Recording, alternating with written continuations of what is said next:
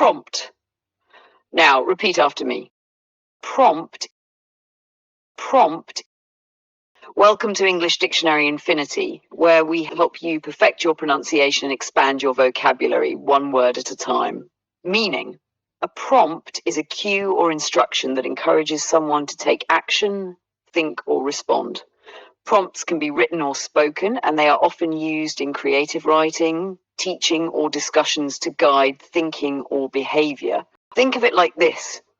If a teacher asks, "What would you do in this situation?" they are giving you a prompt to spark your thinking. In a sentence, the writing prompt asks students to describe their favorite memory in detail. Here, the prompt is an instruction that helps students start their writing. Let's try another example. He needed a few prompts from the interviewer before he could answer the question. Synonyms. Some related terms are cue, a signal or suggestion to act or think. Suggestion, a recommendation or hint to guide someone's response.